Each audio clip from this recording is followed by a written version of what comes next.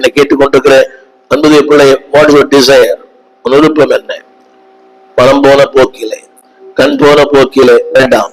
உன் விருப்பம் அவரா இருக்கட்டும், உடைய வாஞ்சை அவரா இருக்கட்டும், உடைய எண்ணங்கள் அவரா இருக்கட்டும். பக்தன் பாடியது போல, எண்ணங்களும் ஏக்கங்களும் உமதாகணும்.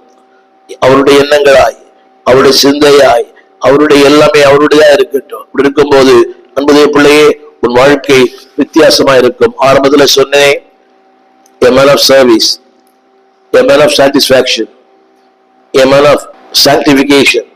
உன்னை அப்படியே கர்த்தர் மாற்றுவாராக. திரும்ப திரும்ப தேவன் தந்த வாய்ப்பு, தேவன் தந்த இந்த வாய்ப்பை பயன்படுத்திக் கொள்ளுங்கள். திருமலை சொல்லுகிறது, வாலிப பிராயத்திலே நினை, ரிமெம்பர், தீய நாட்கள் வருவதற்கு முன்னே, அதாவது உன் பாதைகள் பலன் அற்று போவதற்கு முன்னே, remember your youth, remember God in your youth.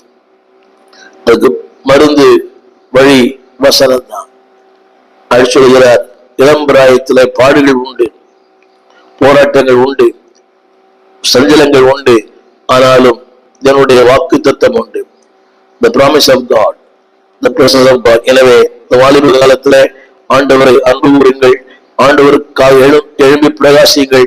ஆரம்பத்தில் சொன்ன போல அதாவது sanctification of life, இரண்டாவது satisfaction of life, மூன்றாவது salvation of life, மூன்றாவது சர்வீஸ் ஆஃப் லைஃப். ஆண்டவருக்கு என்று ஊழியம் செய்கிற ஒரு கிருபையை கர்த்தர் உங்களுக்கு தருவாராக.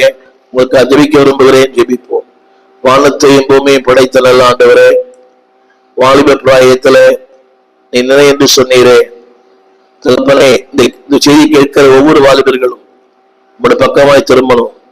A man of service, a man of satisfaction, a man of sanctification, a man of salvation. ஆம் தகப்பனே, இந்த பாடுகளையும் இந்த போராட்டங்களையும் சந்திக்க கொடுத்திருக்கிற வாக்கு தத்துவங்களுக்காக நன்றி. என்றென்றை கைவிட மாட்டார்.